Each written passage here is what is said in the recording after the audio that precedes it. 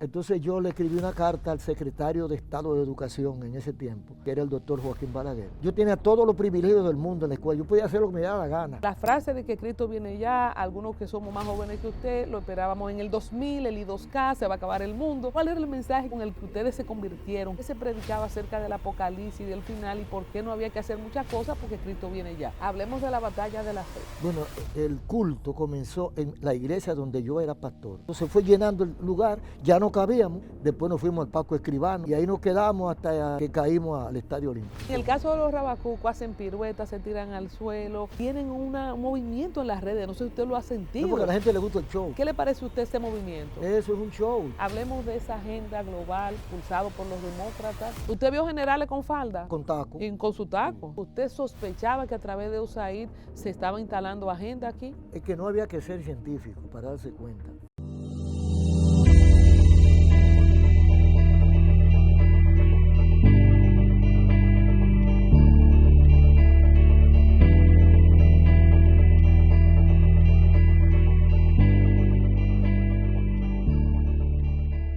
Mis amigos de Al Tanto, estoy feliz de reencontrarme como siempre con ustedes. Gracias por suscribirse a este canal, dele clic a la campanita y deje sus comentarios. Déjenos saber qué les parece este contenido de alto valor que hacemos para ustedes. Gracias a toda la gente que ha seguido nuestras series y esta serie que se llama La Fe y las Redes. Este hombre no ha perdido vigencia en más de 60 años de ministerio y también ha podido adaptarse muy bien al tema de las redes sociales. Sus tweets y algunos de sus videos cortos han hecho tendencia y viralidad también en el ecosistema digital. Nos referimos al pastor Ezequiel Molina Rosario. Gracias por estar con nosotros. A la orden. Bueno, decía yo, pastor, que más de 60 años de ministerio. Usted empezó muy joven en su ministerio. Nació en La Romana en 1944, yo no voy a decir el año en que nací, y empezó a los 14 años. ¿Cómo usted conoce al Señor y cómo decide esta vida de fe? Bueno, prácticamente no comencé el ministerio a los 14 años, sino que a los 14 años me bautizan y antes de los 15 años me mandan a predicar a una iglesia que no era la que yo asistía y yo considero que eso fue la entrada. Y entonces La Romana es famoso por ser un pueblo muy evangélico y creo que es el pueblo más cristiano evangélico que hay en la República Dominicana. ¿Qué tan fácil fue encontrar una iglesia? ¿Cómo se da eso de que a los 14 años ya usted entre en la vida de fe? No, bueno, yo estoy me trasladaron de la Romana a la capital a los 8 años. Lo que pasa es que yo iba, cada vez que había vacaciones en la escuela, iba donde mi abuela y me pasaba 2 o 3 meses allá en La Romana con ella. Pero yo me desarrollé aquí y todo el ministerio empezó aquí en la ciudad de Santo Domingo y después en diferentes pueblos. El segundo fue Santiago. Pero digo yo, ¿su familia era evangélica? ¿Usted conoció el evangelio? No, yo nací, mis padres se casaron en la iglesia evangélica. Mi abuela fue una de las pioneras del evangelio en el este. Ah, pero que usted viene de linaje, de linaje. Yo pensaba que usted era el pionero de su familia. No, yo soy tercera generación. Tercera, y su hijo es cuarta generación, llevando el pastorado también, un saludo para él. Amén. Entonces, en esos tiempos, cuando usted dice me bautizaron y me trasladaron a los 15 años, para ser evangelista, ¿era un evangelista adolescente o usted tenía facilidad especial por la palabra? ¿Cómo es que lo mandan a esa edad a predicar? Bueno, lo que pasa es que en la iglesia que nosotros asistíamos, la Asamblea de Dios de la Duarte, aquí en Eusebio Mansueta, había un equipo de jóvenes, éramos los juveniles, varones, y salíamos todos los domingos en la tarde a predicar por los barrios. En ese tiempo habían 2 cultos, la escuela bíblica en la mañana y en la noche culto. Entonces en la tarde los jóvenes siempre tienen que hacer algo. Entonces nuestro maestro nos llevaba, éramos 10 o 12 muchachos, a predicar a Guachupita, a Gualey, pero eso era a pie. Y nos subíamos en una lomita y sin equipo, empezábamos a vocear ahí. Y entonces ahí se desarrollaron algunos ministerios, por ejemplo el hermano Demetrio Montero, que ya está en los brazos del Señor, y yo y otros más. nos desarrollamos, o cogimos, el Señor nos utilizó, porque muchos muchachos se convertían, esos muchachos de esos barrios, cuando nos veían a nosotros predicando, como que se entusiasmaban y se convertían. ¿Cómo andaba la juventud en ese tiempo? Ya que hablamos de estos barrios calientes, que todavía el día de hoy, ¿cómo era la realidad de esos barrios? Bueno, eran calientes, pero se podían agarrar. Ahora no hay quien lo agarre. No, ahora no hay, ahora no hay manera. Entonces ustedes entraban ahí normal a Normal. predicar. No ¿Y solamente, qué apertura le daban, pastor? no bien recibido. Y no solamente los domingos en la tarde. Nosotros hacíamos serenata y amanecíamos por esos barrios con guitarra y nadie nos ponía la mano. Cantándole al Señor. Cantando en las casas de los hermanos, dando el serenata, amanecíamos en eso. Wow. El tema de los megáfonos, ¿se usaban en ese tiempo? ¿Cómo era la prédica? Empezaban a usarse. En el caso de nosotros no teníamos. ¿Ustedes recibieron el impacto de Gigi Ávila o Gigi Ávila vino después aquí? No, el contenido Gigi de Ávila vino, ya yo era pastor. Cuando Gigi Ávila, es más, cuando Gigi se convirtió, yo era pastor. Oh, wow. Que Gigi Ávila fue toda una corriente también Sí. de evangelismo. Sí. Entonces, cuando yo le preguntaba que cómo eran los barrios, cuando ustedes entraban, ahora tenemos el tema de la falta de paternidad, las madres criando solas, la drogadicción, la juca. ¿Cuáles eran las problemáticas que ustedes enfrentaban en ese tiempo? El mensaje siempre es el mismo, pero ¿qué ustedes encontraban? Bueno, no había droga. Y si había, no se sabía. ¿De qué No. año estamos hablando? Estamos hablando de antes del 60 y el 60. Digamos el 58 al 62 por ahí, que nosotros íbamos por ahí. No recuerdo droga. Beber, fumar, eso era todo. Y los muchachos desobedientes en la calle, sueltos, peleando y cosas, pero eso de revólver, de arma de fuego, no, nada de eso. ¿Quién fue ese pastor que lo inició o ese maestro guía? El pastor era Jacinto Pérez y el maestro Hercinio Rodríguez, que era el que nos instruía.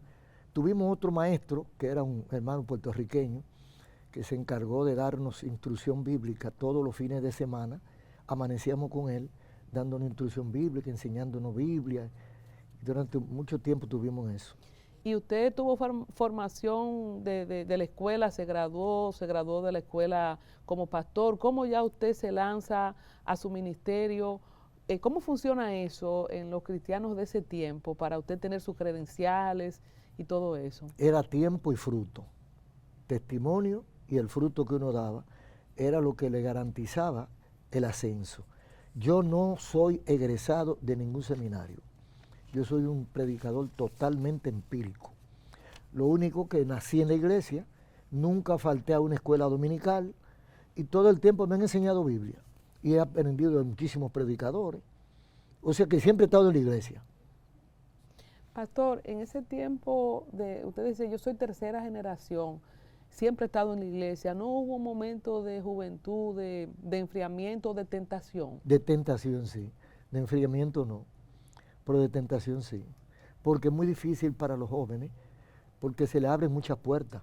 Y como uno, por ejemplo, cuando yo estaba en la escuela intermedia, que está la Argentina, que está en la Juan Isidro Pérez, ahí, después de la Mella, y vivíamos en la parte alta, en Villa Consuelo, en el Sánchez Luperón. En el centro. Y eso era a pie.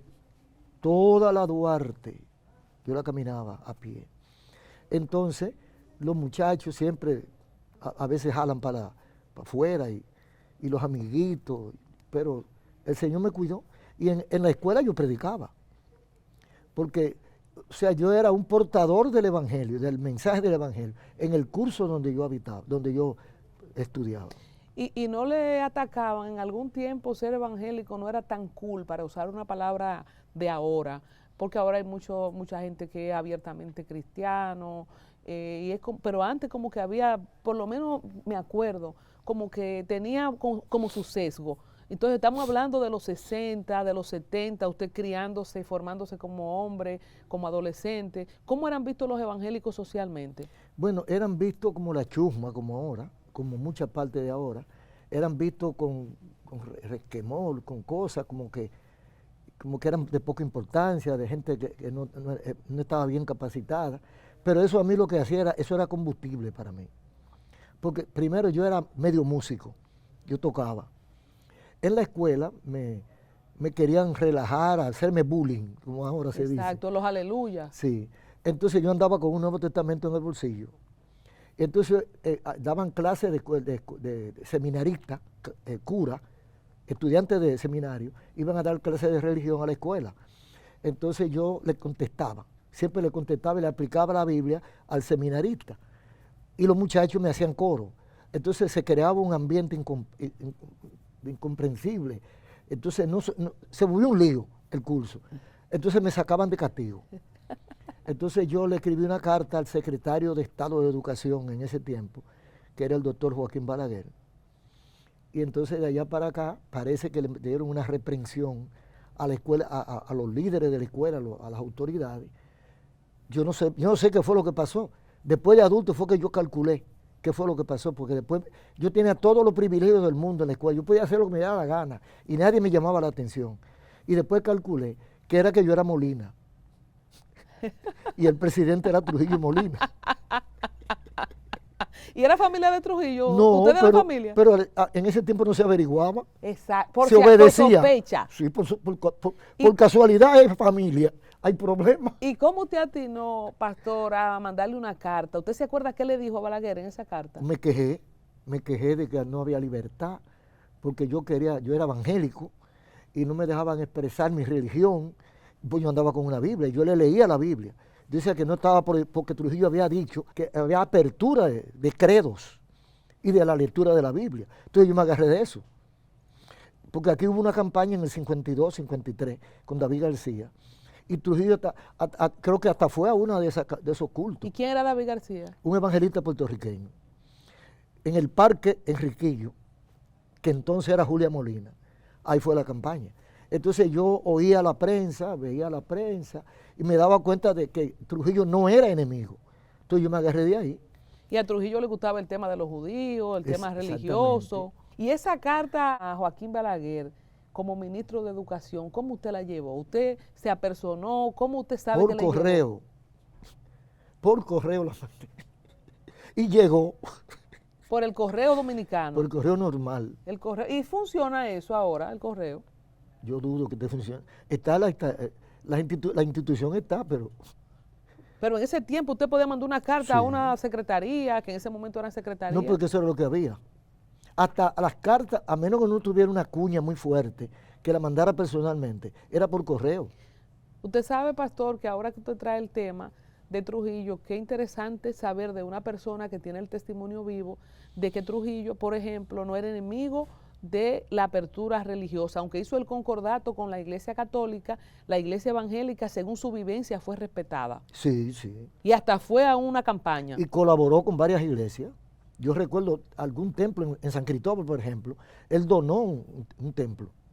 A evangélicos. Sí. ¿Cómo ustedes recibieron, si usted lo recuerda o lo hablaron en ese tiempo, el acuerdo con el concordato? ¿Cómo lo veía la iglesia, ya que usted viene de una tercera generación?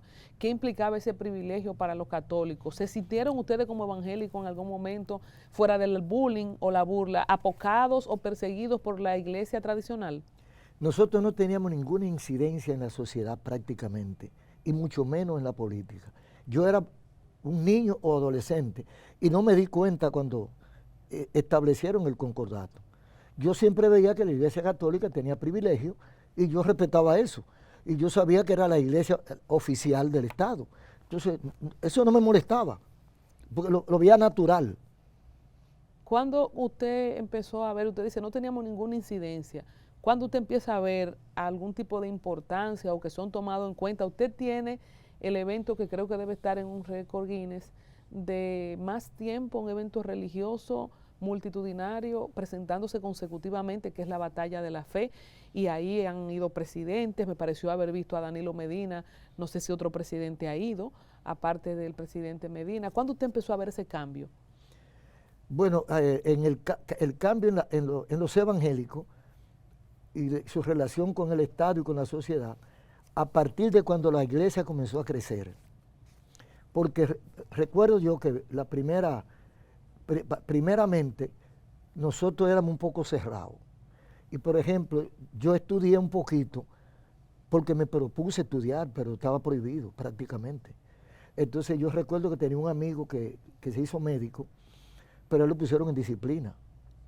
Explíqueme eso. Porque él no tenía que estudiar porque ya Cristo viene.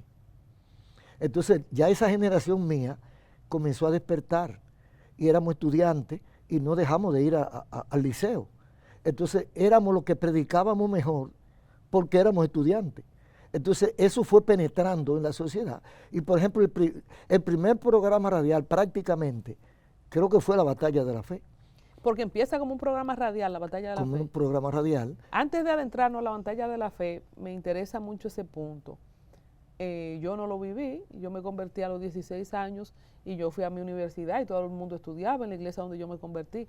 No sabía que había, y qué bueno que tenemos el testimonio suyo, que tiene 65 años en esto, el argumento de no ir, porque entonces si un muchacho no puede estudiar medicina, cuando los evangélicos se enfermaban, ¿no iban al médico?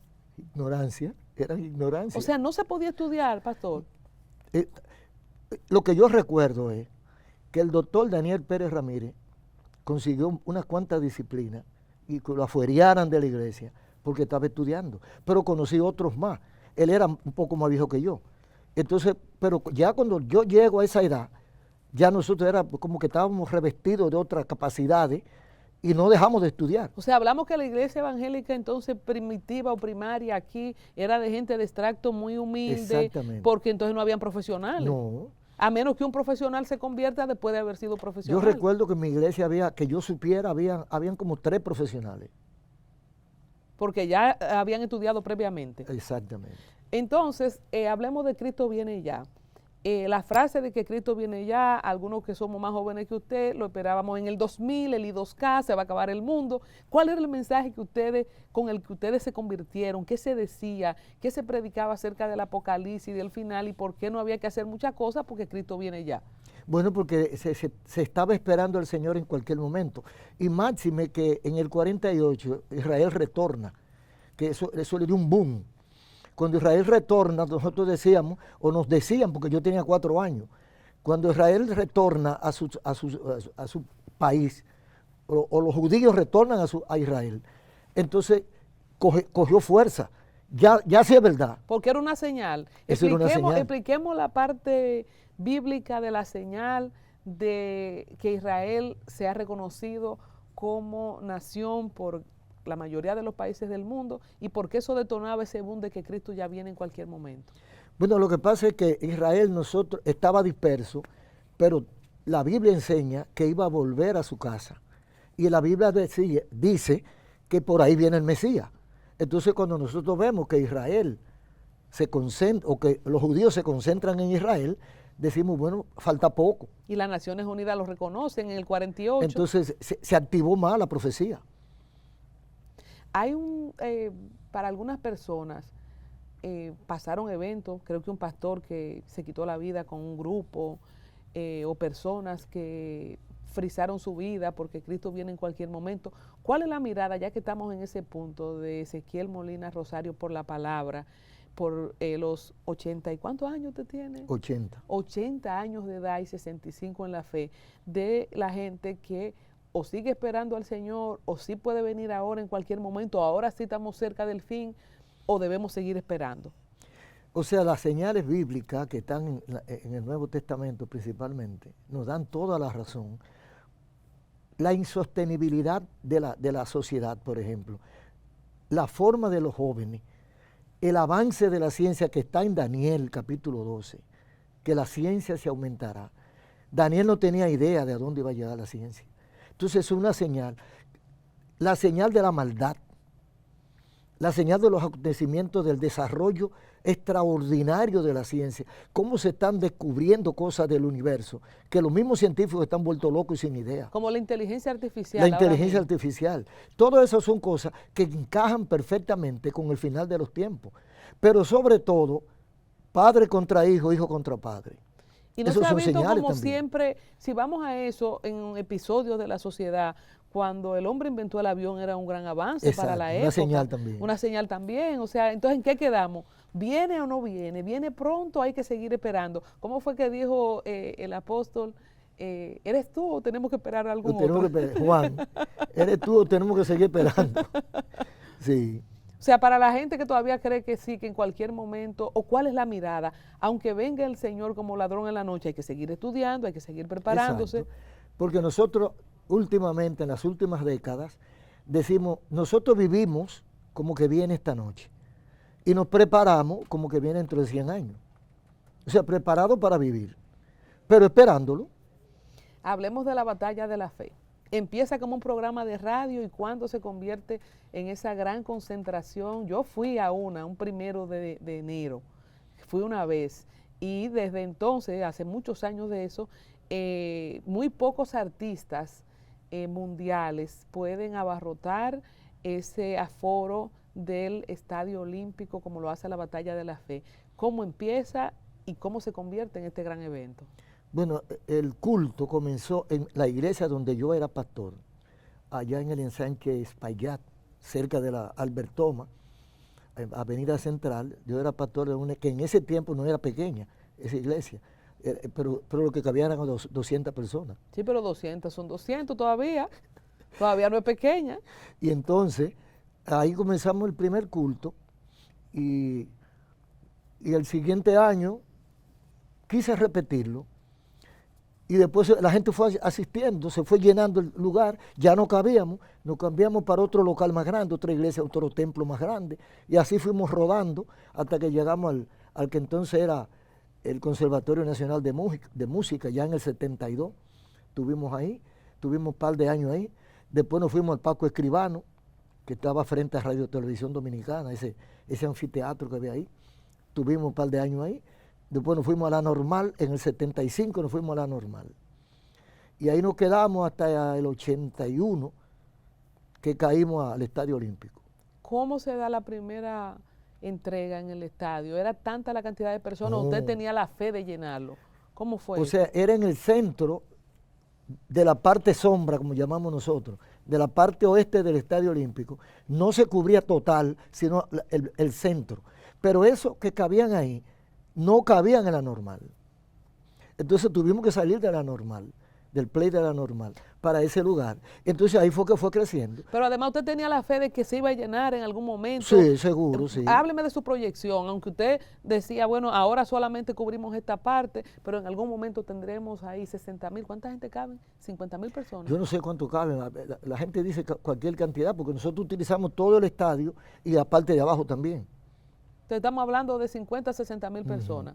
¿Cómo fue ese tránsito año tras año hasta convertirse en ese evento que concita la atención de los políticos? La Iglesia Católica tiene el sermón de las 7 palabras o tiene la carta episcopal y entonces ya ahora la gente espera que va a decir Ezequiel Molina en la Batalla de la Fe el día 1 de enero. ¿Y por qué usted elige el día 1 de enero?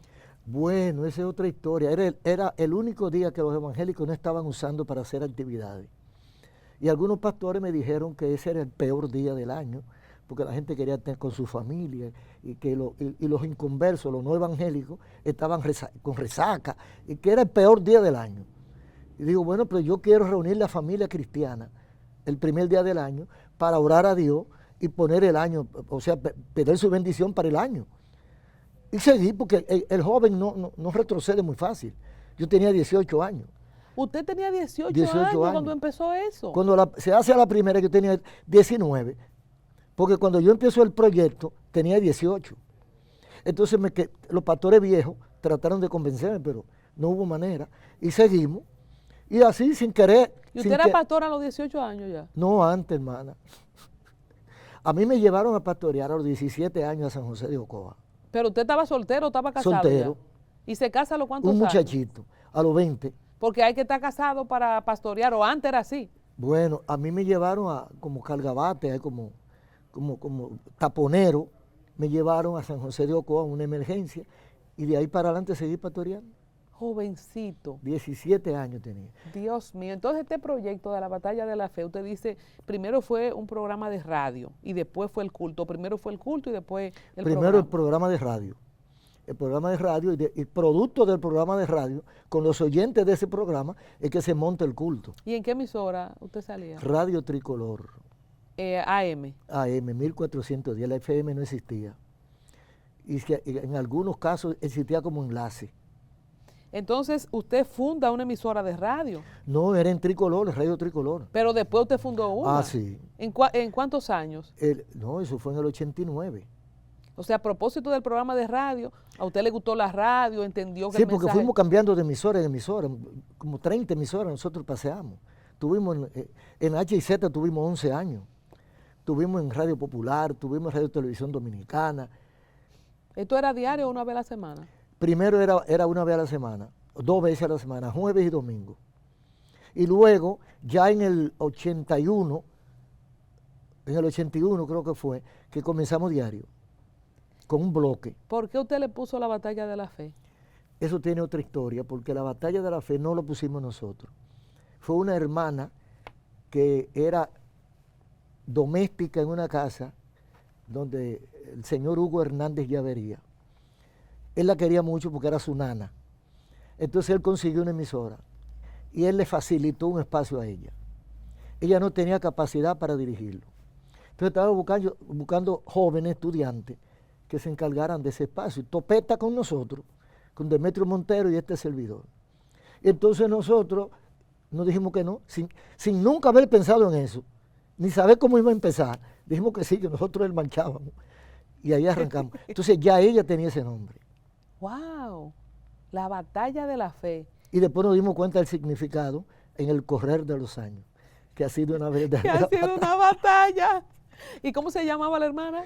Leonor Figueroa. Bueno, mira, honor a quien honor merece, a Leonor Figueroa, que es la autora del nombre de la batalla de la fe. Sabrá Dios la batalla que tuvo la hermana Leonor. En su vida entera. Entonces, Radio Ven, la Voz Evangélica Nacional, es la emisora que usted funda. Ajá. Usted entiende la dimensión de los medios y también usted ha fundado más recientemente Cielo TV, un canal de televisión. Cielo TV, que era el cable, un canal de cable. Sí, pero un canal, yo lo veo ahí cambiando canales. En Claro está por el Claro, 80. en Aster y en Altiz. Sí, bueno, usted ve, tiene más cobertura que al Tanto TV. Yo aspiro a estar en Aster y en Altiz. Solamente estamos en el 106 de Claro, así que sintonice todos canales. En este tiempo del Estadio Olímpico, el tema de los permisos, ¿cómo ha sido? ¿Cómo fue entrar? Usted es un hombre de Estado, porque le mandaba una carta a Balaguer siendo un muchacho. ¿Cómo usted hace la gestión y la diligencia para conseguir este lugar? Bueno, al principio no era tan difícil. Pagaba 200 pesos o 250, algo así. Y entonces, nos dirigíamos al ministro de Deporte o al secretario de Deporte en ese tiempo y no teníamos dificultades, nos lo facilitaban. Con 200 pesos de derecho de uso. Ajá. Y siempre ha sido desde que ustedes entraron todos los días primero de enero. Todos los días 1 de enero, 61 veces. 61 veces. Ahí en el Estadio Olímpico tenemos desde el 81, son como 44 veces, 44, 45, 43 veces. ¿Y no se ha presentado, pastor, alguna objeción de algún año? Muchas veces. ¿Y cómo ustedes lo solventan? Muchas veces, muchas veces. La batalla ahí. En diferentes gobiernos. En el gobierno del doctor Jorge Blanco, porque en el don Antonio no estábamos ahí todavía.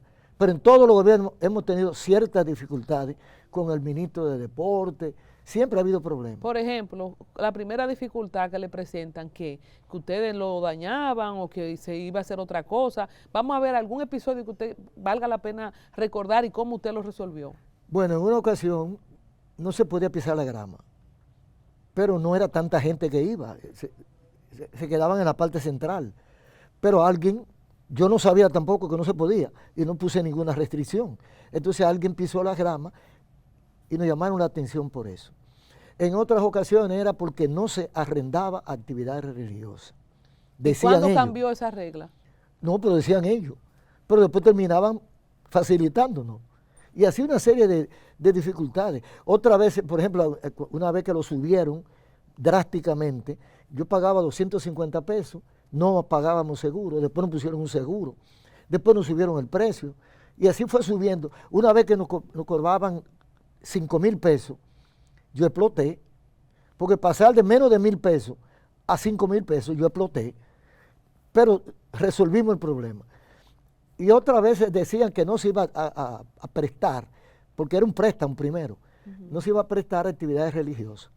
Entonces nosotros tenemos que ir a Palacio, a buscar la forma. ¿Y usted mismo hacía esa gestión o tenía a alguien en el equipo? Al principio era yo, porque los ayudantes vivían saliendo del país, ¿no? Entonces, en este transcurso hay gente que cambiaba de opinión, Sí. que estaba dirigiendo el Ministerio de Deporte, por ejemplo. Exacto. ¿Y cómo pasó, Pastor, de 200 pesos, 5,000, en esta última actividad que su hijo estuvo aquí?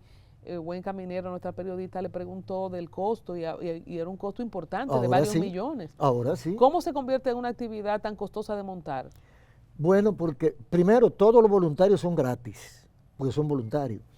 Pero nosotros comenzamos, yo era el técnico, o sea, yo montaba. Había unos hermanos que eran maestros constructores y de la madera que les sobraba, o de la madera que ellos utilizaban para los falsos pisos, con eso ellos hacían una plataforma en el Estadio Olímpico. Ya tú sabes lo rústica que era.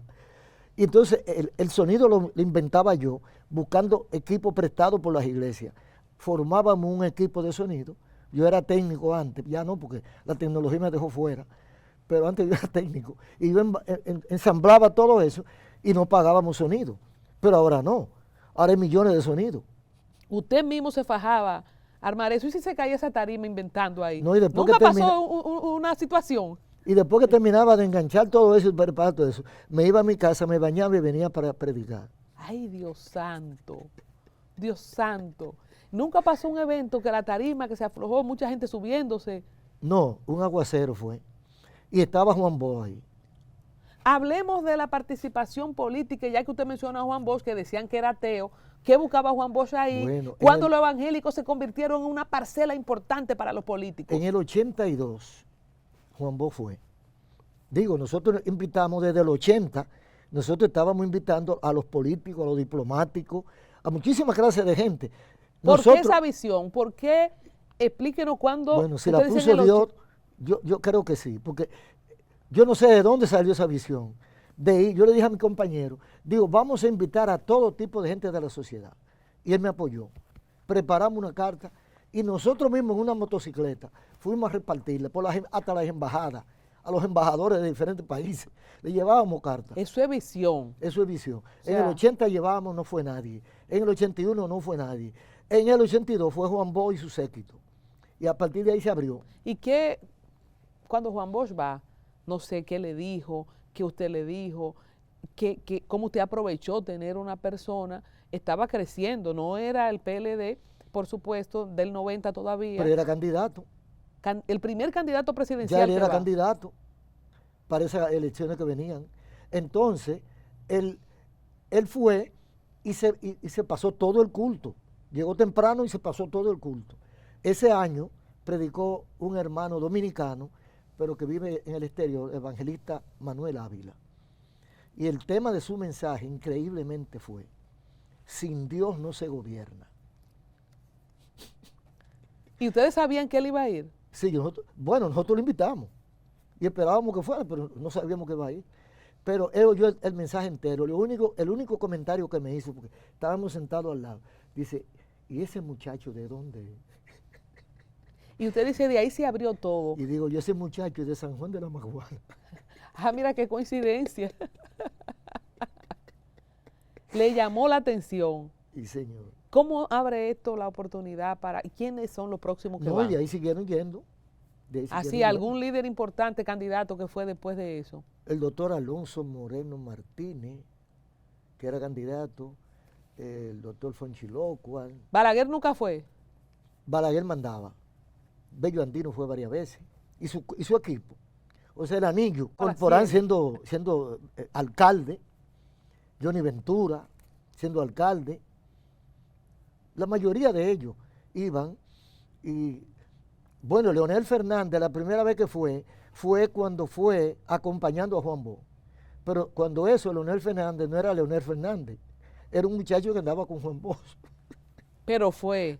¿Y en su tiempo de presidente fue? No, en su tiempo de presidente no fue. O sea, no ha vuelto. No ha vuelto. ¿Tiene chance el profesor? No, pero él fue a una cena que hicimos, la Batalla de la Fe. Cuénteme de esa cena. Él fue a la cena del 60 aniversario. Invitamos varios presidentes de partido invitamos, y él fue uno de los que fue. Cuando va Danilo Medina, primer presidente en ejercicio que va, Primer presidente en ejercicio que va 2 veces, cuénteme, porque Danilo fue 2 veces. cuénteme cómo se da eso. ¿Danilo era muy amigo de la iglesia evangélica o tenía fundamento evangélico? Creo que su padre o su familia paterna era evangélica, cristiana Sí, Danilo evangélica. tenía su fundamento evangélico, porque su padre yo lo conocí bien, a su hermano Juan, eran cristianos, su papá y su mamá eran cristianos, fervorosos, menonitas, de San Juan. Entonces, por eso él tiene, ¿usted cree esa distinción? ¿Ustedes tienen relaciones primarias? Teníamos algo primario, porque el papá de él, cuando yo tenía problemas, siendo él ministro de la presidencia, cuando yo tenía problemas, como una vez que me fueron a buscar preso, porque metimos más gente de la cuenta en el Estadio Olímpico, entonces me iban a ¿Y demandar. lo fueron a buscar preso? Sí, me fueron a buscar preso. Entonces yo hablo con el hermano Juan, y el hermano Juan llama a su hijo, y su hijo hace una llamada y resuelve el problema. O sea que ya ustedes tenían contacto antes de ser Sí, presidente. sí, antes de ganar el partido. ¿Qué relevancia le da tener, yo recuerdo esas imágenes de Danilo y su séquito, porque van con su Sí. séquito, en televisión? No, pero grande fue cuando fue Peña Gómez. Peña Gómez fue No, también. fue en el 82, en el 83. Pero cuénteme eso. No, porque Peña Gómez fue y se junta con todo el equipo de Balaguer, que estaba ahí también. Pero Peña Gómez llegó último. Peña Gómez llega último, entonces está Bello Andino, todo el equipo del Anillo Balaguer está sentado, Corporán, están todos ahí. Y cuando llega Peña Gómez, se pone esa multitud de pie, empieza a aplaudir. Y eso fue un escándalo. Y eso como que hizo un trabajo político en el corazón de los otros. Entonces inmediatamente después de esa algarabía me manda a buscar Bello Andino. Y me pregunta que si nosotros tenemos frecuencia de radio. Le digo, no tenemos todavía. Dice, pues cuente con la suya. Ofrécome a Dios. Entonces ya yo tenía que decir eso ahí. Y cuando yo digo eso, otra algarabía. ¿Qué tigre Bello Andino? Dijo, no me voy a quedar dado yo con el poder. Son políticos. Son Dios políticos. mío. Todo esto me habla de una incidencia, hablamos de un crecimiento de la iglesia evangélica como grupo, aunque no necesariamente apoyan a los evangélicos, porque creo que aspiró una vez a Inés Polanco Gonzalo, pero los evangélicos no la apoyaron, o ella esperaba que lo apoyen los evangélicos. Sin embargo, si los políticos van ahí, sabemos detrás de que los políticos andan detrás de votos. Entonces, cuando usted se da cuenta que ya esa sociedad cambió, que ese grupo evangélico ya no está menospreciado, ni es la chusma, como usted dijo, y tiene cierto nivel de importancia, y con una emisora también, que es la primera emisora evangélica esa. De las que están vivas, sí. Entonces, ¿cómo? Antes hubo un intento, pero no se cuajó nada. O sea, Radio Ven es la primera emisora evangélica. Prácticamente. Porque, Y que está de pie. Y que está de pie, exactamente.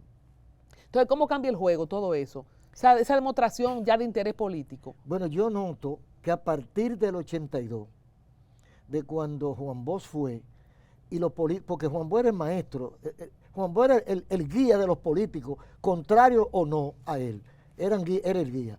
Entonces a partir de ahí los políticos se animaron a ir. Entonces ya tuvo otra incidencia, porque al salir en la primera plana, que Juan Bosch estaba ahí, ya le dio interés a los periodistas también, a los políticos y a la sociedad. Entonces el siguiente año, que fue cuando fue Peña Gómez, que Peña Gómez fue 2 o 3 veces, entonces ahí siguió la cosa y ya de ahí para lo demás historia. Usted no se ha metido en política a pesar de tener y saber la importancia de su influencia. ¿Alguno de esos presidentes de partido, político, le ofreció, mire, pastor, usted maneja la Grey, porque yo quiero que los evangélicos voten por mí, o yo presento estas propuestas que van de la mano de la fe cristiana? ¿Cómo ha sido ese coqueteo que yo sé que lo ha habido? Usted ha dicho en ocasiones que le han ofrecido cargo, ¿verdad? Sí, pero yo estoy claro en lo que tengo que hacer, y sé que se dañaría lo que tengo que hacer o lo que estoy haciendo si tomo un cargo político, porque el político primero tiene que ser político, y yo primero soy pastor. Entonces no combinan esas dos cosas. Me han ofrecido cargos en diferentes gobiernos. ¿Cómo qué, por ejemplo, le han ofrecido? Electivo. Cargo electivo, me ofrecieron una diputación del 1 al 5, aquí en el distrito, una vez. ¿De qué partido? El que estaba en el poder en ese tiempo, el reformista. Pero usted pasaba de línea, O sea, eso era seguro. diputado. Y yo dije, con cortesía le dije que no podía. Creyeron como lo encontré poco. Entonces me ofrecieron la senaduría Del distrito. del distrito, ¿De qué año estamos hablando? 90. Pero usted pasaba también, senador. Cuando de emergencia pusieron a Jackie Núñez, en ese año. Primero se le habían ofrecido a Ajá, usted. en ese año. Entonces, que lo pusieron de emergencia. ¿Y perdió? Perdió. Entonces, ahí siguieron. Entonces yo ahí le contesté al mediador, yo le contesté. ¿Quién era el mediador? No, no voy a decir porque está vivo. El mediador yo le dije, digo, mire, lo único que yo pudiera aceptar con una concesión especial es Ministerio de Interior y Policía. Y la concesión sería que me den autoridad para desarmar a todo el que no necesita tener un arma. Porque había muchos hijos de papi y mami que andaban armados haciendo desórdenes. Entonces yo quería interesar el país. No me contestaron, todavía no me han contestado. ¿Y usted se atrevía a coger el Ministerio de Interior y No, Policía? si Balaguer me autorizaba y me revestía de ese poder para enderezar la sociedad, yo lo hacía. Wow. Pero no me han contestado. Y usted conocía los barrios, conocía la Sí, juventud sí. desde el principio, mira. Y los pueblos. ¿Y se atreve todavía usted, por ejemplo? Bueno, yo creo que ya con 80 años. Vamos a dejar a Farideh Pero que usted- termine su trabajo. Usted está vital, usted está vital. ¿Qué le parece cómo lo está haciendo Farideh? Hay muchas cosas que yo la apoyo. Por Hay ejemplo, muchas los cosas. ruidos, el tema de las bocinas se ha teteo. vuelto. El teteo a medianoche. Que quizás no que lo elimine, pero que lo controle, bien controladito. Por el bien de todos. Por el bien de todos. Usted que se crió aquí en los barrios del Gran Santo Domingo, del distrito, ha visto la evolución de la sociedad, el cambio social a una sociedad más violenta, más ruidosa. Usted ha tenido el Sí, chance de sí. verlo. Por ejemplo, ustedes hacían su serenata como evangélico con guitarra y cosas orgánicas. Digo yo, música orgánica, así yo le llamo, pero es muy distinto a un bocinón. Ah, exacto. Y era cantando sin micrófono. Era la voz nada más. Ahora era diferente porque no habían tanta torre. Exacto. No habían torre, mejor dicho. Exacto. Entonces, cuando usted declina, presentó eso y después de ahí nunca Más. más se le ha vuelto a ofrecer más nada. Más nunca. Y los otros gobiernos que vinieron, No, eso indirectamente sí, pero no de manera directa. entonces la política usted está ubicado, usted sabe que por ahí no es. Y yo soy y he sido amigo de todos los presidentes después que yo soy adulto, Después de Balaguer, incluyendo a Balaguer. ¿cómo era ese Balaguer que usted conoció? Bueno, el primer Balaguer que yo conocí, yo era estudiante. Y como estudiante era enemigo de Balaguer. Pero el segundo Balaguer que yo conocí, pues yo me hice amigo de Balaguer. Ya usted era el pastor. Ya era pastor. ¿Y cómo cambia de óptica? Bueno, pero yo cambio de óptica precisamente después que Balaguer ya no está. Físicamente. Sí, porque yo he notado que muchas cosas que él hizo tenía razón para hacerlas. Pero yo no Lo lo entendía. reivindica usted ahora. Pero yo no lo entendía porque mira, por ejemplo, el día que mataron a Sagrario, yo estaba en la UAS. Y yo salí huyendo como un loco, yo dejé el cuaderno botado y todo el mundo botado, porque esos repeperos se armaban cada rato. Yo no terminé la universidad por eso. Yo empecé, mínimamente empecé en la UAS, pero yo era pastor también. ¿Y qué estudiaba usted? Yo quería estudiar medicina, pero estaba haciendo el Q, el famoso Sí, Q. el colegio universitario. No terminé el Q. No llegué, porque cuando matan a Sagrario, yo empiezo a reflexionar. Y en otra revuelta que se armó, yo dije, bueno, hasta aquí llegó Ezequiel Molina en la UAS. No volví. Era muy difícil Porque el yo tiempo pienso, de Balaguer en la es UAS. mejor vivo bruto que sabio muerto. Entonces, el estudiante era enemigo de Balaguer, pero Sí. ya luego usted lo ha visto en perspectiva. Exactamente. De Trujillo usted no tiene mucho que decir porque estaba muy pequeño. Que había orden, porque lo que oía decir a mi padre. Y en el caso de Leonel, después de Balaguer vino Leonel Fernández. ¿Fue amigo de Leonel o ha sido después? Yo he sido amigo de visitar a Balaguer, tanto en el palacio como en la casa. Pero ya en la última parte de Balaguer, el doctor Fernández también, a Danilo Medina ni se diga, a Abinader también. Y a Hipólito. Un poquito. Con el que menos relación tuve fue con el que menos fue con Jorge Blanco y con don Antonio, pero ya yo era un adolescente ahí. Con Jorge Blanco, Hipólito un poquito, como dos veces lo visité. ¿Cómo lo trataron el gobierno de Hipólito en el tema del del Olímpico? No, ahí estuvo bien. ¿Estuvo bien? Sí, ahí no hubo problema. ¿Cuál fue el gobierno como que más brega le dio? Bueno, hubo un gobierno que nos jamaqueó, que fue en el de Leonel Fernández, cuando el ministro era la gloria del deporte, Marichal. Juan Marichal. Juan Marichal. Juan Marichal, no sé por qué, pero él parece que no entendía bien lo que era la batalla de la fe, y a veces, por ejemplo, él decía, él supo que le habíamos dado alguna viruta a los que trabajan ahí y él no quería. Sí, pero hay que darle alguna, ¿verdad? Entonces él me hizo una rueda de los directivos y de los jefes, incluyendo los militares, para que yo dijera a quién yo le di dinero. Eso fue ahí en la secretaría. Dije para que lo echara para adelante. Sí, y yo le dije, con el respeto que usted se me merece, yo tengo que guardar la discreción. Y no le dije. Porque usted Porque es normal. Hay que dar algo, claro. A la gente que trabaja, a la gente que ayuda a uno, no es que ellos le piden, es que uno lo reparte. ¿Y por qué él no quería? No sé, pero él tenía unas reglas ahí. Quizás yo violé las reglas sin saberlas, pues la ignoraba. Pero nosotros hicimos lo que habíamos hecho antes que él estuviera ahí. En el caso de Abinader, que es el presidente que nos gobierna ahora, ¿cómo le han tratado? Este año pasó algo porque había un montaje del concierto de Aventura, pero eso ya ustedes se pusieron de acuerdo entre ustedes. Sí. O sea, coincidió. Coincidió.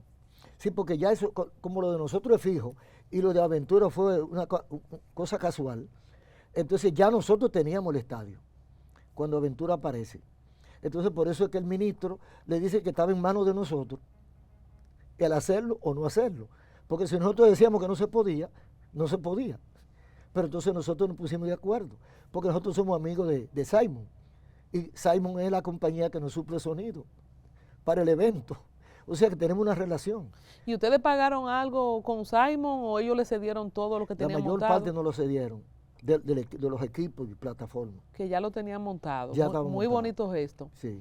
Pastor, hay muchos evangélicos que son como cabalosos, como se dice allá en mi pueblo. No hubo, o usted no le para eso, de que no, que eso no podemos, esto es santo, en una tarima montada para cantar bachata, no hubo de eso. Bueno, pasa que la gente a veces por falta de conciencia expresa cosas. Por ejemplo, esa tarima nosotros la alquilamos siempre, a él mismo. Entonces, esos equipos no son de nosotros. Todos los espectáculos se hacen con esos equipos. Entonces, ¿cuánto le costaba normalmente cuando usted alquilar todo eso? Nosotros gastamos alrededor de 2 millones de pesos, no, como 4 millones de pesos entre tarima, y sonido. Luces, sonido, y creo que también el tabloncillo. Más de ahí se gasta, porque yo no tengo los datos más. Entonces, ¿ahora se ahorraron algo ahí? Mucho, sí, nos ahorramos mucho. Vino Marco Sweet, que es como el gran cantor, el gran salmista de nosotros los hispanos, y dijo maravillas. Contemos de atrás para adelante, de las grandes personalidades que ha traído la batalla de la fe y cómo usted se sintió con las palabras de Marco Sweet. Oh, muy bien, porque Marco hacía 11 años había estado, cuando cumplimos 50, él estuvo también. Y no, él es bueno, han venido otros también, como, bueno, el mismo Estanislao Marino era fijo antes, era fijo en esa actividad.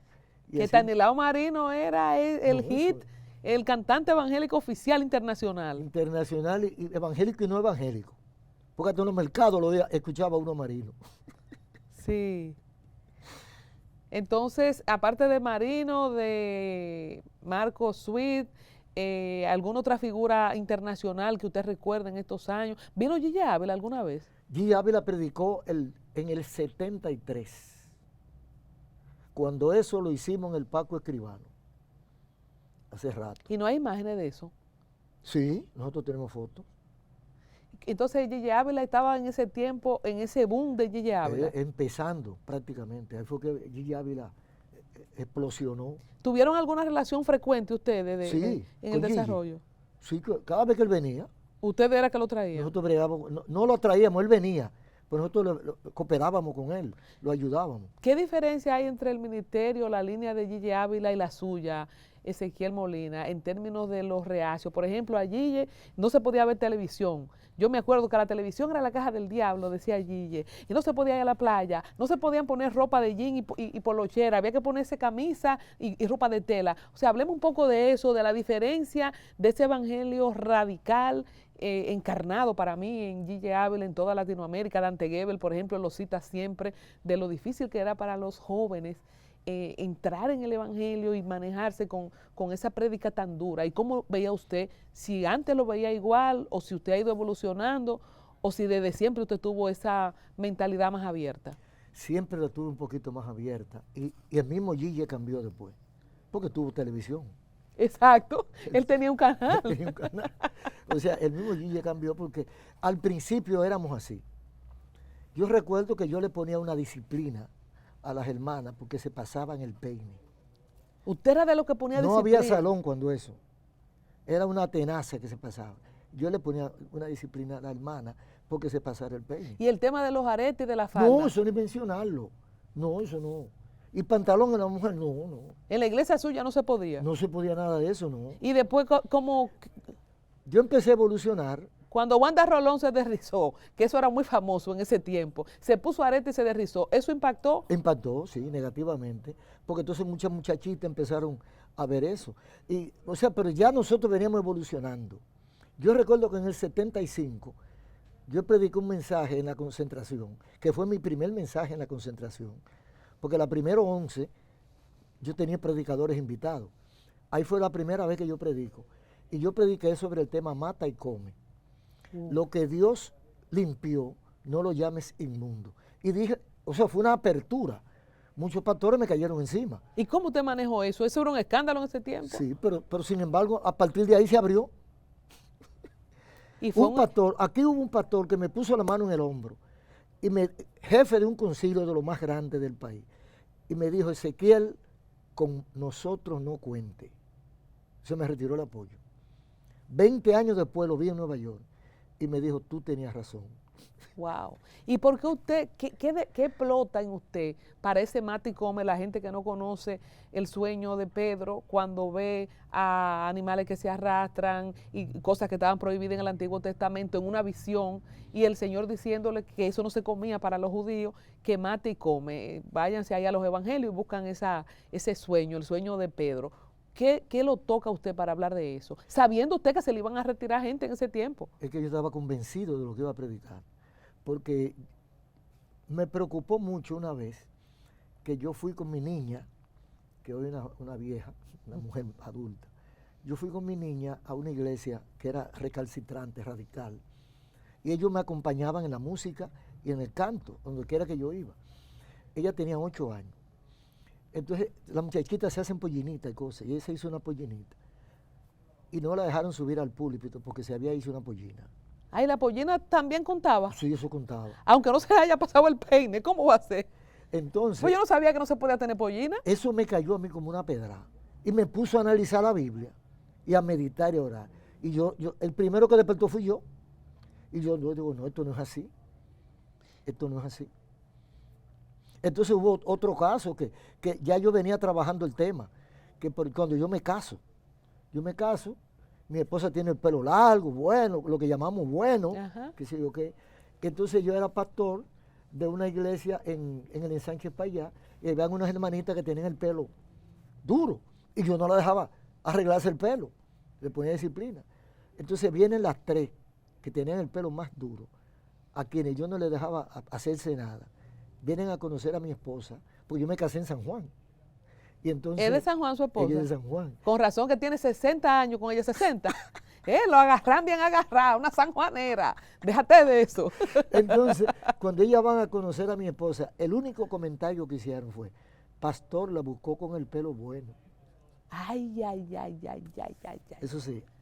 Ay. Le tenían esa. Como 8 años me estuvo trabajando. Le tenían esa ahí. Una india o blanca de San Juan. Así casi como yo, un poquitico más quemadita. India.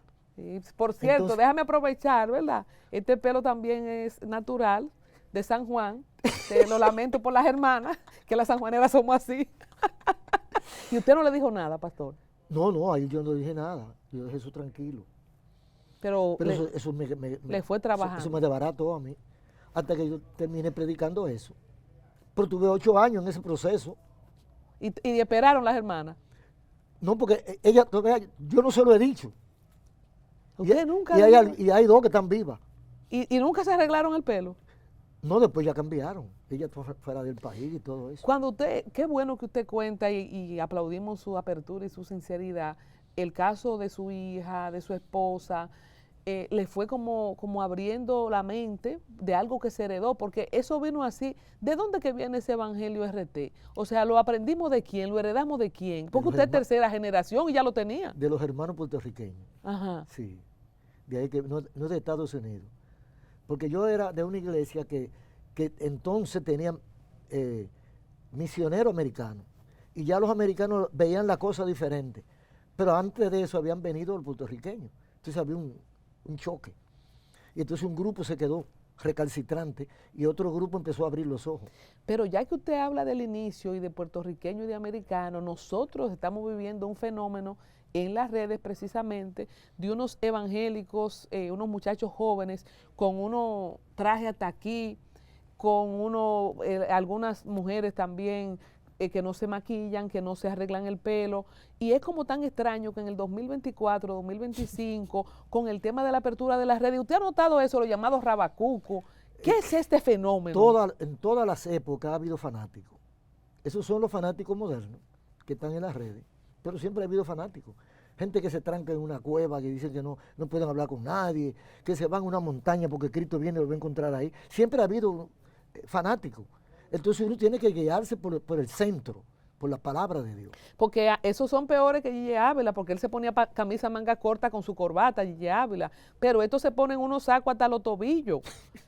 Y entonces un viaje de ropa arriba, que se sudan sudaditos, porque en este clima no es apropiado para eso. Bueno. Entonces no se puede ir dice uno de ellos, yo vi uno, creo que se llama el pastor Adrián un morenito, que dice que no se puede ir al gimnasio, que es pecado, que la Biblia dice que el ejercicio para nada aprovecha. Por ejemplo, usted que entiende que tiene muy buena forma en sus 80 años, el tema de la salud, en algún momento, esto que dice el pastor Adrián de las redes, ¿ustedes tuvieron eso, que no podían ir al gimnasio en los tiempos de esa cerrazón que había?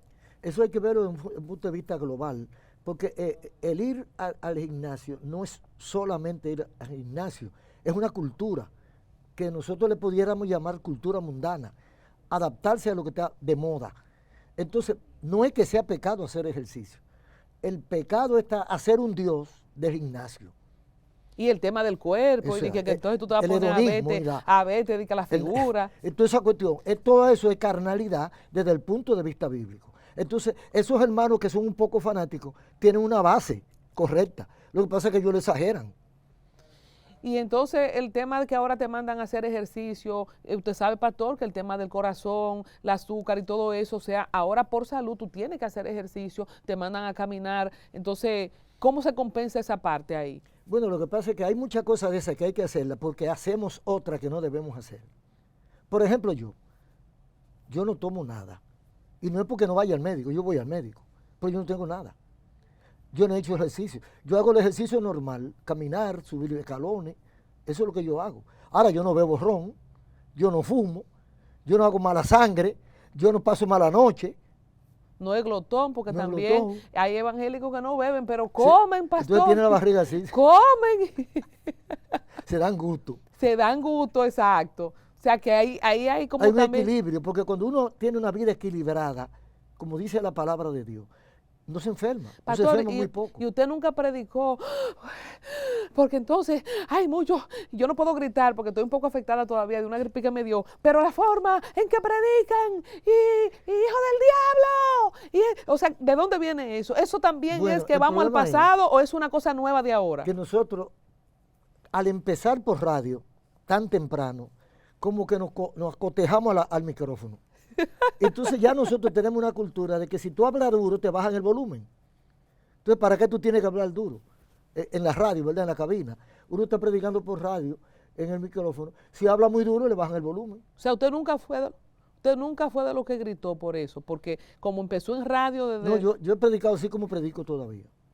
A veces subo la voz, pero normalmente no. Pero verdad que hay algunos, especialmente a los profetas, y no sé, como un estilo, como le entra como un personaje cuando se suben a la tarima. Se transforman. Se transforman. Y el tema del megáfono, que alguna gente le ha, no sé si se usa tanto ahora, pero en algún momento se usaba, de predicar con el Se usa megáfono en las todavía. calles. Sí, porque en esos lugares públicos donde hay mucha gente caminando y cosas, se usa, uno habla en voz alta y por alta que la ponga, no, pero con el megáfono funciona. Yo tenía 2 bocinitas encima del vehículo y andaba caminaba anunciando el evangelio, y los fines de año anunciaba la batalla de la fe. Desde el 80, no, como desde el 65 o del 70 al 90 y algo, yo me desplazaba por todo el país anunciando la batalla de la fe, con 2 bocinas arriba. Y nunca le llamaron la atención por eso. Nadie me llamó la atención. En la Duarte, en esos tapones de Navidad, ahí me metía yo, con esas 2 bocinas haciendo escándalo ahí. Sin embargo, los evangélicos son como, se remarca el tema de que son ruidosos, de las campañas. ¿Qué tanto usted cree que esto realmente conquista, tener este tipo de actividad abierta? Hay gente que sí siente el llamado, hay gente que odia el evangelio por lo bulloso que son. ¿Qué usted cree que se gana, más o menos? Mire, hermana, hay gente para todos los gustos. Yo fui a predicar una vez a una iglesia que tuve que taparme los oídos, pero durante todo el culto, hasta que me entregaron, tuve yo que estar así, porque yo no soportaba el escándalo que tenía. He ido a iglesias donde no se hace nada de ruido y que ni amén se dice, y lo que se hace es que se levanta una banderita que tienen, hacen así. Y ambos son 2 extremos, tremendo extremos, le están sirviendo a Dios. Entonces, cuando yo no soporto un escándalo, me quito de ahí. Exacto, y busca donde usted se siente. Donde me sienta En el cómodo. caso de los rabacucos, hacen piruetas, se tiran al suelo, tienen un movimiento en las redes, no sé si usted lo ha sentido. No, porque a la gente le gusta el show. ¿Verdad que sí? Sí, a la gente le gusta el show. Y esos videos cogen millones de views, Sí, sí. y van a plataformas seculares a hacer debates y tal. ¿Qué le parece a usted ese movimiento? Eso es un show. Yo no apoyo ese show, porque el evangelio no es eso. El evangelio es comunicar el mensaje, entregar un mensaje. El mensaje de salvación, el mensaje de esperanza, que usted necesita a Dios, que usted no puede vivir ese tipo de vida, porque ¿para dónde va? ¿Cuál será su destino si sigue caminando como está caminando? Entonces nosotros predicamos un mensaje, el mensaje de Jesucristo: arrepentimiento, conversión, esperanza, fe, amor. Pastor, además del mensaje de Jesucristo, en todo su ministerio usted ha tenido programas de asistencia social, ha fundado instituciones educativas, ha hecho promoción a la salud, apoyo a las familias. Hablemos un poco de esa otra parte del pan y los peces que ha llevado el ministerio suyo, además de la palabra. Bueno, nosotros no hemos desarrollado muchos planes sociales que no sean los que se derivan directamente de la educación y de la consejería, prácticamente, de llevar la armonía a los hogares, porque ese es trabajo, y no es la única, la iglesia nuestra que hace ese trabajo, todas las iglesias, es el trabajo más fuerte que tenemos, trabajar con los hogares. Cuando digo hogares, digo la pareja y la relación de los padres con los hijos. Eso es lo más fuerte que tiene la sociedad. Entonces, esa sociedad que se descuida en esos aspectos tiene el resultado que está teniendo la sociedad, no dominicana, sino a nivel mundial. Este desorden, esta violencia. Por ejemplo, el tema del divorcio, hemos visto algunos pastores renombrados, no vamos a mencionar ninguno por supuesto, que han pasado por la situación del divorcio. El divorcio afuera y dentro de la iglesia, creo que estamos más de un 50%, y por supuesto que impacta el núcleo, que es la familia, la crianza de los hijos. Esto viene con los tiempos. Usted tiene 60 y pico de años casado, pero hay gente que no lo ha podido contar. O sea, hay evangélicos que entienden que la gente no se puede divorciar y casarse de nuevo. No sé cuál es el criterio suyo, pero eso está pasando aún en la iglesia. Dentro de la iglesia, nosotros enseñamos que no hay divorcio. O sea, la palabra divorcio la borramos de nuestro diccionario. Ahora, hay excepciones, hay casos.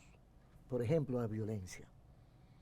Hay violencia extrema que la mujer no puede esperar que la maten para saber que es violento. Tiene que tomar una decisión. pero normalmente el divorcio está fuera de contexto. El verdadero evangélico no se divorcia, a menos que sea una causa. Cristo puso una, pero yo creo, con el permiso del Señor, que se le puede agregar la violencia. Dice la Biblia, a menos que sea por causa de fornicación. La fornicación puede ser una violación al contrato matrimonial, pero la violencia es una violación al contrato matrimonial. Totalmente. Porque la Biblia dice, ama a tu mujer y a la mujer respeta a tu marido. Entonces es una violencia. Entonces yo entiendo que eso son causas por las cuales se puede aceptar un divorcio. Ahora, de ahí a ser líder, pastorear, yo respeto al que lo hace, pero yo no lo veo bien. O sea, si una gente que se divorció, seguir pastoreando. Eso es cuestionable.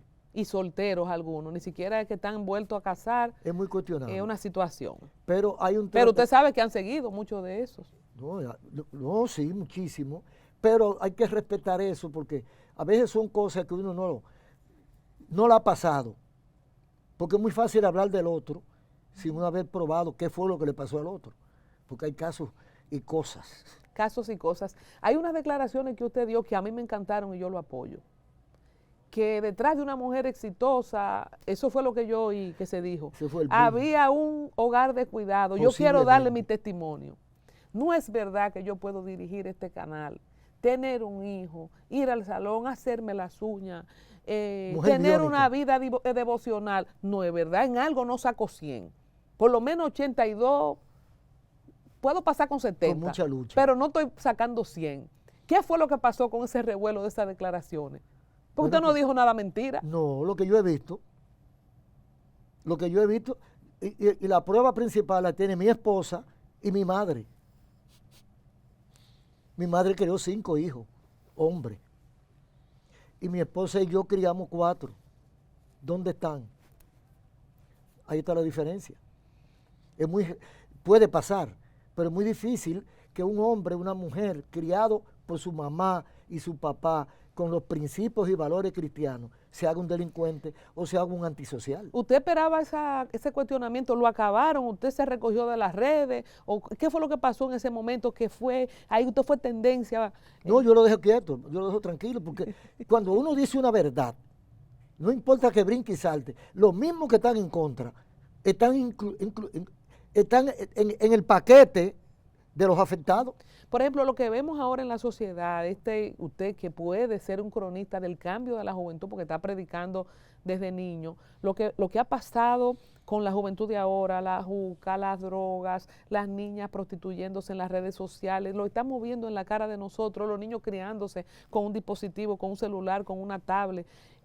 ¿Cuándo empezó a pasar esto? ¿Cuándo empezamos? Las mujeres, bueno, hay mujeres que han criado solas desde las abuelas de uno, pero cada vez más son hogares uniparentales. Entonces no es posible trabajar porque el tipo, además de que te deja con los muchachos, nos manda la manutención. Exacto, usted tiene a la mujer que trabaja. Tiene que trabajar. Es un caso extremo. ¿Cuándo usted empezó a ver este cambio así, social, de esta sociedad dirigida, hogares dirigidos por mujeres que tampoco lo están dirigiendo porque están trabajando? Lo que pasa es que la solución de un problema se ha convertido en el mismo problema, porque es verdad, hay mujeres que han sido abandonadas y obligatoriamente tienen que salir a trabajar porque si no se les mueren de hambre los hijos. Entonces vamos a condenar a esa mujer porque soltó los hijos para irse a trabajar. Si no los suelta se mueren. Entonces tenemos ¿Qué es lo que está pasando con los hombres entonces, pastor? Entonces, pero el problema es que esos hombres, ¿quién los cría?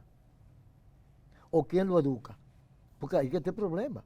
Si nosotros educamos correctamente a los hombres, algunos se zafan, pero la mayoría no se va a zafar. La mayoría van a ser correctos. Pero nosotros, ¿qué le enseñamos a nuestros hijos? Entonces, eso es lo que ellos proyectan. Lo que nosotros proyectamos en ellos, eso es lo que ellos son. Hay una agenda foránea que ahora Donald Trump, vamos a ver qué logra. La ha frenado un poco. Vamos a ver qué logra. Usted escribió en un tuit, durante años nos llamaron conspiranoicos, nos censuraron, nos atacaron, pero hoy se confirma lo que siempre supimos. La financiación de ciertos movimientos no fue casualidad. La agenda que nos quisieron imponer tenía un plan detrás, pero el despertar ha comenzado y nada podrá detenerlo. ¿Tú qué opinas? ¿Tú qué opinas? Hablemos de esa agenda global, este movimiento impulsado por los demócratas, denunciado por Donald Trump, por gente como Elon Musk. cosas impensables, como que a los niños se les dé hormonas desde los 8 años. O sea, una lucha contra la razón, contra la ciencia, contra la biología, contra el juicio de que debe tener. Entonces uno tiene que resistirse, porque yo lo que no entendía, de todo eso, lo que yo no entendía, cómo tanta gente inteligente se dejaba opacar por esta sinvergüencería. ¿Usted vio generales con falda en Estados Unidos, ahí, con su falda y su pintalabio y su cosa? Y con taco. Y con su taco. Por Pero meterse fue en loco que nos volvimos, ¿verdad? Sí, parece que se volvieron locos. Entonces, Ahí hay sí yo dije, Cristo viene. una cantidad de gente como que perdió la razón, Sí. la cabeza. Y entonces el lenguaje inclusivo y el tú no decir, porque hay que tener mucho cuidado. De hecho, con esta parte de la entrevista vamos a tener mucho cuidado. Yo soy de la gente que respeto y amo Hay que a respetarlo. todo el mundo. Ahora, como usted dice, el mundo entero perdió la razón, pastor, porque lo vemos en España, en Argentina, en México. O sea, En el mundo, menos donde los musulmanes, ahí no, exacto, ni los chinos. porque no somos locos. Pero eso lo trae Biden, lo traen los demócratas. Hay gente que dice, bueno, necesitaba el mundo un Donald Trump. Cuando usted vio que ese francotirador le tiró a Donald Trump y se salvó, ¿cuál fue? Y ustedes también, los líderes, los pastores, ¿qué ven en Donald Trump como esperanza? Porque personalmente él tiene su cuestionamiento también. Yo seguro, moralmente. Sí, porque Donald Trump no es un ministro evangélico. Ni siquiera creo que es un miembro de una iglesia, pero tiene principios. O sea, o mejor dicho, coincidimos en defender los mismos principios y valores. Entonces tenemos que apoyar al que está de acuerdo con nuestros principios y valores. No solo los evangélicos, toda la gente que tiene principios y valores correctos o cristianos defiende esa posición. De Este mensaje que yo leí del 10 de febrero coincide con el escándalo de USAID y el desmantelamiento de esta agencia. Cuando usted habla de siempre lo supimos y nos decían conspiranoicos, ¿usted sospechaba que a través de USAID se estaba instalando agenda aquí? Es que no había que ser científico para darse cuenta. Y además uno sabía ciertas cosas. Porque esa gente no se mueve de balde. Esa prensa que defiende esos temas que nosotros estamos en contra, esa prensa no se mueve de balde, pagada. Pero ahora está saliendo. Algunos vendieron su voz, su moral por dinero, pero el pueblo está despertando. Aquí hay un composite muy bonito que usted hizo en sus redes sociales. Por cierto, alguien le lleva a sus redes, usted mismo la monta, usted entendió como esa vez de la radio que las redes son una vía en este momento de difusión del mensaje. Bueno, los Instagram, los Facebook, los Twitter. Twitter. ¿Y TikTok? ¿Usted tiene TikTok? A veces, muy raro. Pero eso lo hago yo. ¿Y monta su TikTok? Ahora, hay los TikTok, con los cortecitos, hay un equipo que lo hace. Exacto, la edición. La Pero edición. usted, por ejemplo, estos mensajes lo escribió usted. Eso sí. Ser dominicano es defender nuestra soberanía, nuestra cultura, nuestra identidad. No aceptamos imposiciones disfrazadas de progreso. Eso era, antes de Trump fue eso.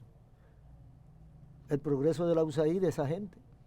Cuando usted dice nos censuraron y nos atacaron, ¿usted personalmente qué censura recibió?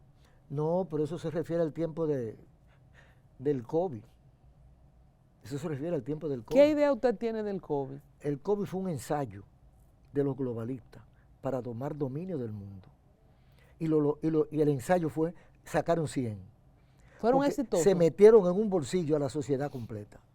O sea, el COVID, sabemos, pastor, ¿verdad? Que es Atención, una enfermedad como cualquiera que anda por ahí, pero no con la envergadura que lo pintaron. pero mató mucha gente, Mató entró mucha gente duro. que se dejó matar. A los Le que, cuento. los que fueron al hospital. Yo no guardé ningún riesgo. Nosotros tenemos la iglesia y ahí el que quería ponerse mascarilla se ponía mascarilla. Yo no me ponía mascarilla, yo predicaba sin mascarilla, saludaba a la gente. A mí, tengo 80 años y no me dio nada. No le dio el A mí no COVID. me dio nada. A mí me dio, pastor, y me dio duro.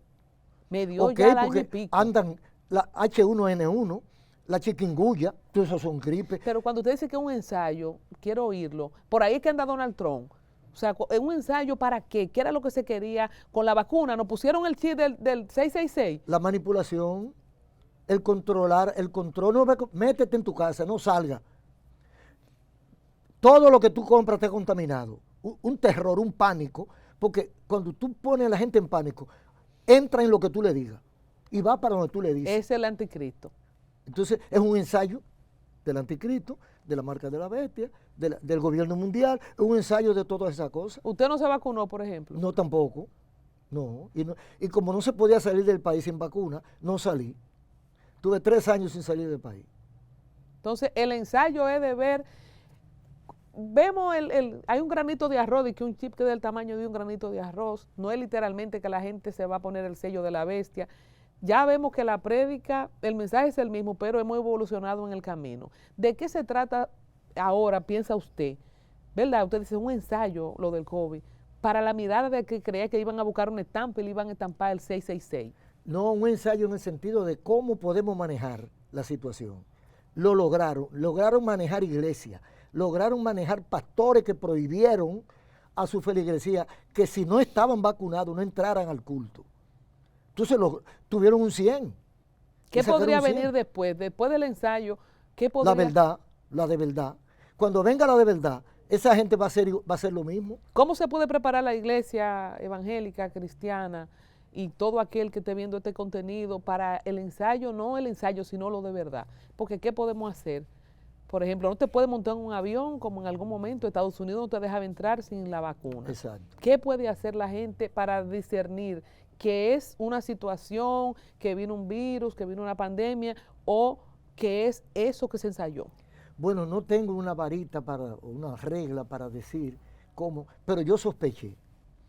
O sea, al principio cuando empezaron con la vacuna, con la vacuna y el virus, yo digo, bueno, una gripe más. Pero cuando vi la insistencia y comencé a ver canales extranjeros que tenían el mismo librito, el mismo patrón, la misma fórmula, digo, esto es una cuestión trazada desde un punto para coger el mundo. Y me aguanté, me puse a estudiar el caso y me di cuenta que era una farsa. ¿Cómo va a ser que eso tenga el virus? Que la puerta de mi casa, el hierro, yo no pueda ponerle la mano sin guantes porque tiene el virus del COVID. Digo, eso es mentira de ustedes, es un invento de ustedes para sugestionar a uno. ¿Y a usted no le dio? No me dio ¿En su familia no le dio? A mí me dio una gripe, no fuerte, porque gracias a Dios que la gripe me respeta bastante. Sí. Entonces me dio mi gripe, a mi esposa también. Tiene que ponerme esa unción porque yo no he salido de una gripe en estos días. Y después se nos quita la gripe y nuestros hijos nos dicen, háganse la prueba, háganse la prueba. Hicimos la prueba. Y según la prueba, dijeron que nos había dado el COVID. Digo, tampoco creo que fue verdad, porque también eso estaba manejado. Las pruebas también. Todo eso estaba manejado. Y había que pagarlas después de... Lo importante es que yo nunca creí en la vacuna. Yo creía en el virus como gripe, como una gripe normal de la que siempre dan. La gente que tiene 2 y 3 vacunas, de hecho hay muchos infartos que sucedieron después. No lo van a decir. ¿Y por qué eso pasa con lo que está pasando ahora, con lo que se está destapando ahora? Porque ¿por qué los medios se unieron mundialmente a anunciar con tanta insistencia? Yo una vez conté que en cuestión de 10 minutos mencionaron 14 veces, mencionaron el COVID en un noticiario.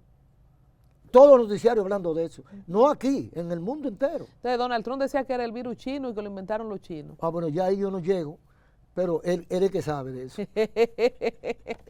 Bueno, el tema, ya estamos cerrando, quiero tocar el tema de Haití como el tema principal que nos afecta después del asesinato de Jovenel Moïse, del control del territorio de Haití por las bandas.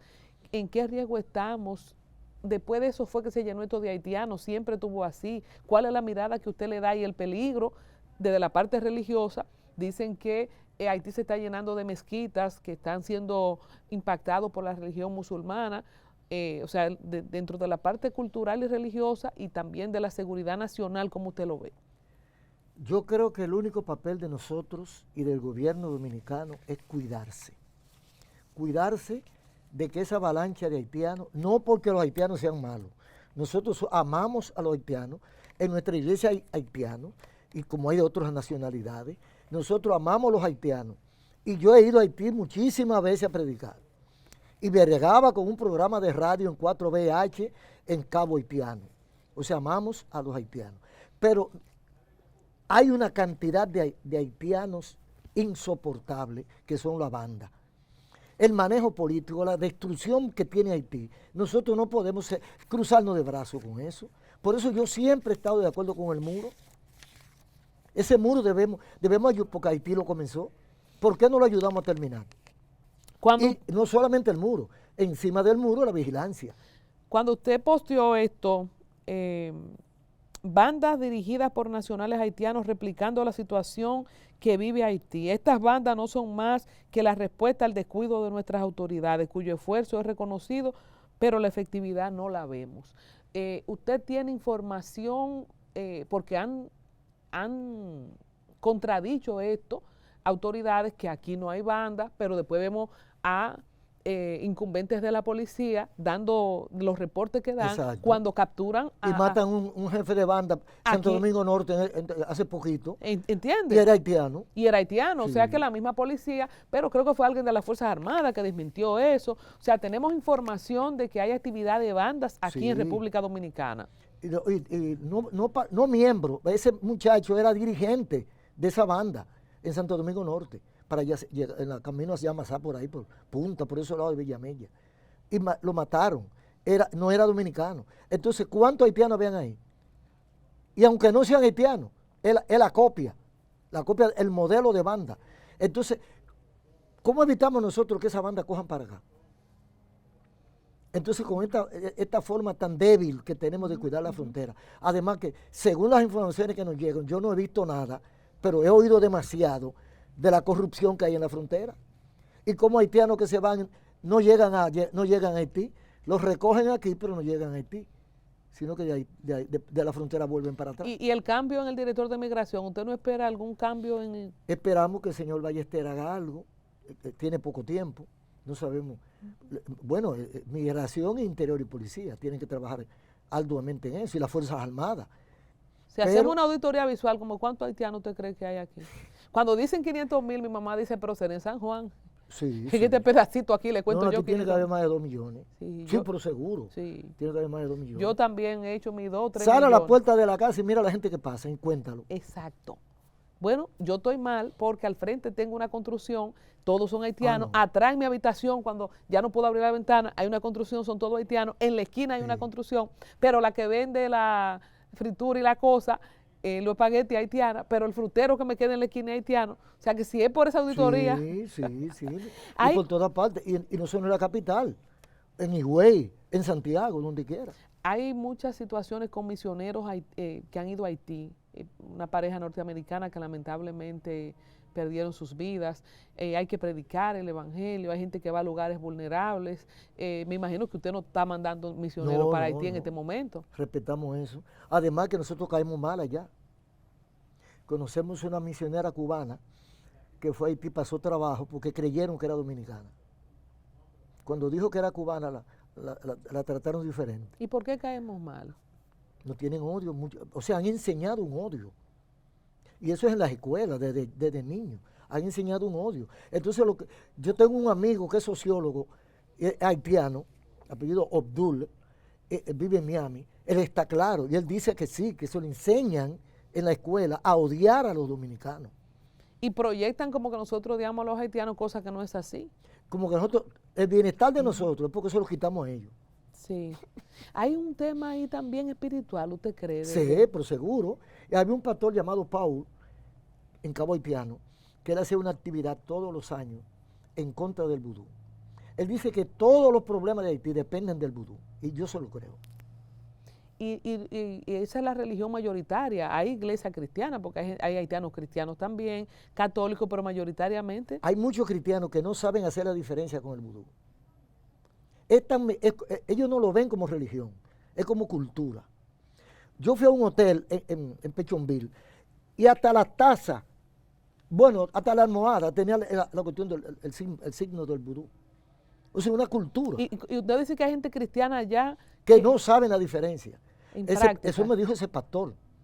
Que había muchos evangélicos, bautistas, que se confundían y creían que el vudú era normal. Pastor, y hay aquí también en la iglesia o en algunos cristianos dominicanos lo que le llaman brujería pentecostal, de esa gente que hacen... No, eso es un decir. Eso es un decir. Eso es un decir, un disparate. Sí. Es un relajo. Es un relajo. Sí, por eso no. Pero hay gente que hacen cosas raras, aparte de ungir con aceite. La luz y la tiniebla no pueden estar juntos. Pero hay gente que se confunde, sí, pero que haciendo cosas raras en las iglesias. O sea, pero si está el Espíritu Santo, no hay demonio. Y si están los demonios, no hay Espíritu Santo. ¿Y qué usted cree de la palabra profética? Las iglesias que les gusta mucho profetizar, hay pastores que controlan eso en sus iglesias, ¿cómo usted lo maneja? Bueno, es una parte de las cosas que están ocurriendo últimamente, de los profetas que surgen ahí como la hierba mala, donde quiera se dan, y aparece gente que dice que yo creo en los profetas que están en la Biblia. Ahora, si tú me mencionas profecía como el arte de comunicar, que es lo que encierra, la predicación del Evangelio es profecía, porque tú estás anunciando lo que te mandó el Señor, que son las cosas que vienen. El mensaje de esperanza, eso es profético. Pero que yo te diga, mira, que se te va a caer el zapato, eso es adivinación. Sí, pero se está usando mucho Se eso. está usando mucho porque sugestiona. Y un hay viaje, una cantidad y de manipuladores. Y en las redes mucha gente que manda Manipulación, palabras. eso es manipulación Y al por mayor y al detalle. Y a gente que le encanta que le digan. Ay, que si le gusta. Sí, sí. Veo tal cosa. Ay, sí, van para que le vean. Entonces, como consultar, ahí que yo le digo que ligan quizá la base mágico-religiosa que tenemos de la santería popular, de lo que heredamos también y de la mezcla con los haitianos. Sí. Entonces, eso también está un poco en el ADN de todos en la isla. Pero hay mucha manipulación con eso y sugestión también para sacar provecho personal, material. Eso está de moda. Ya que usted lo dijo de material, el tema del diezmo, que los evangélicos siempre han sido muy criticados porque los pastores se roban el diezmo. ¿Por qué hay que dar el diezmo? ¿Cómo usted ve el tema del diezmo? ¿Hay que darlo? ¿Eso es si la gente quiere? ¿Eso está en la palabra? ¿Cómo usted lo maneja? El diezmo es la fuente de sustentación de la obra de Dios aquí en la tierra. Se estableció en el Antiguo Testamento. No es obligatorio en el Nuevo Testamento, pero es una medida que ha tomado la Iglesia y que la que ha permitido que la iglesia se mantenga. Porque ahora es que aparecen algunos gobiernos que dan una ofrendita a la iglesia. Por ejemplo, hay un enlace de los evangélicos o cristianos con el vengo. Palacio. Ajá. O sea, ya tenemos un tipo de acuerdo, no es como el concordato, pero hay una vinculación. Sí. ¿Y qué hay un tratamiento. ¿Y qué le dan los gobiernos a la iglesia para evangélica? Ayudas especiales. Hay un pastor que está grave, que es una operación que no se puede costear, entonces se lo solicita al gobierno vía ese enlace y casi siempre el gobierno funciona. Pero entonces los evangélicos, a diferencia de los católicos, adventistas, mormones y testigos de Jehová, son independientes, o sea, cada quien tiene una iglesia, no todos están como amarrados en un concilio. ¿Cómo se maneja eso? ¿Tienen que acercarse a un grupo organizado? ¿Cómo se maneja eso? Eso lo debía manejar el Estado. Nosotros no podemos manejar eso, porque nosotros no podemos coartar la libertad en Cristo Jesús. Cuando Atuey de Can era ministro de la presidencia, tenía ese problema con los evangélicos y me llama para que le diga, le explique ese fenómeno. Y yo lo único que le dije, mira Atuey, el tema es que nosotros somos libres en Cristo. Y cuando tú te conviertes y tú dejas de beber romo y de mujería y de molestar la paciencia, y tú sientes el gozo del Señor y tú quieres compartirlo con otros, ¿quién te lo impide? Entonces, cuando hay otros que te oyen a ti, se convierten a lo que tú estás creyendo, y tú levantas una iglesia, ¿quién te lo impide? Digo, el Estado debía regular de alguna manera, quizás buscando un grupo de obispos evangélicos que certifiquen lo genuino o no de ese personaje, pero el Estado es que tiene que establecer las reglas. Nosotros no podemos. Y eso sucede en todo el mundo. En todo el mundo. Hasta en Turquía está sucediendo. Los evangélicos son libres. En estos días vi que el evangelio está creciendo en países donde está prohibido. En 10 países que está prohibido. Está creciendo por abajo así. Y esa es la forma. O sea, antes que el Señor venga, tenemos que predicar el evangelio a toda criatura. Y entonces vendrá el fin. Entonces con las redes puede ser que venga en cualquier momento, porque ya no hay límites. Ya no hay límites, estamos llegando a todas partes. Finalmente vamos a dar un mensaje, Pastor Ezequiel Molina, usted que tiene más de 60 años en el Evangelio, para la gente que se le ha gastado la fe, que se han enfriado, que han sido decepcionados, que han sido engañados por algunos líderes, que han tenido una decepción y que a veces buscan por otro lado y no encuentran quizás esa manera de reconectar para una persona que tiene toda la, vamos a decir, tiene toda la autoridad, porque cualquier persona que 60 años haga lo mismo con éxito es una autoridad en eso que hace. Un mensaje para aquellos que no han podido sostener esa fe en el tiempo.